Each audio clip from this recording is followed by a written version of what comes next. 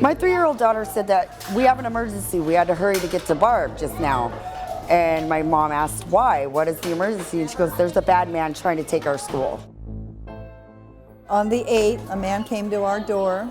He started knocking with our door knocker, and it was so loud that it scared all of us. I stepped back and I said, whoa. I said, lock the door. A strange man who did not have the right documentation. He was standing in flower beds, banging on different doors. These kids were like, they were froze. We all were. He was inappropriate. He scared the death out of everybody here. I was totally scared. By the time I got here, they let me know what was going on, and I was like, oh my gosh, like, please don't let it happen here. I just got my kids returned after an abuse situation. Their father is in this area trying to get a hold of these kids. And I trusted Barb, and I told Barb from the get-go, do not let these people around my kids. If anything, and she did what she needed to do. If that was my ex-husband coming to the door, trying to take my kids, I would hope that she would lock the door.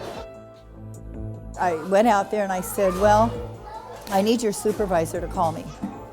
And at that point he goes, what is your name? And I said, Barb. And then he said, well, what's your last name? And I turned around and I said, you don't know my last name? You don't know who you're supposed to contact here?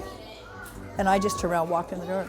And 2 days later, I received a notification that they've suspended my state daycare children. The state came to me and said that you basically have to rewrite your child care. Here's the number for Family Connections.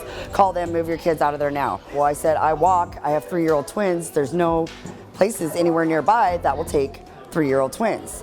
And they said, so what? You have till the 24th to get your kids out of there with no explanation why. And I said, as far as I'm concerned, my children are very close with Barb. They're 3 years old. I'm not just going to change them. And they said, well, you're going to have to, or figure out how to pay for it on your own. If I have no child care, I have no job, which means if I have no job, I have no money to pay rent, which means I'm back on DHS, back on the system, back on food stamps, back on TANF, which I don't want.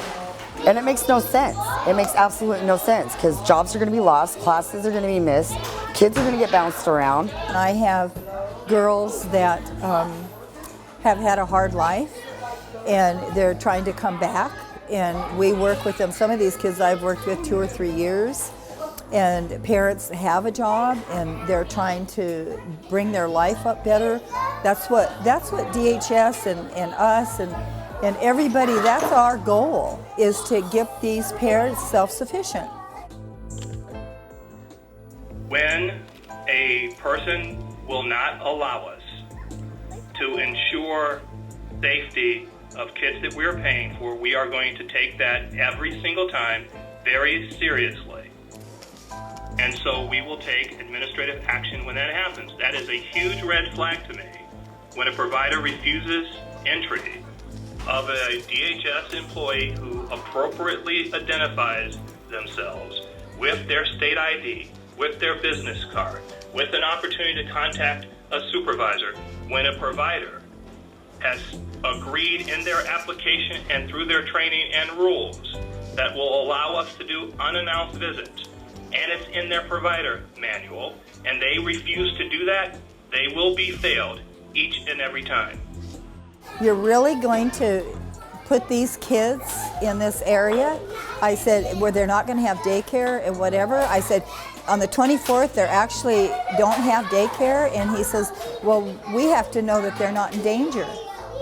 And I said, that's how I felt. But at that point, I don't understand that. If he thought they were in danger, he could have called my state certified worker and called the police and come remove those kids. But he chose to leave them till the 24th. Does that sound like they were in danger to him?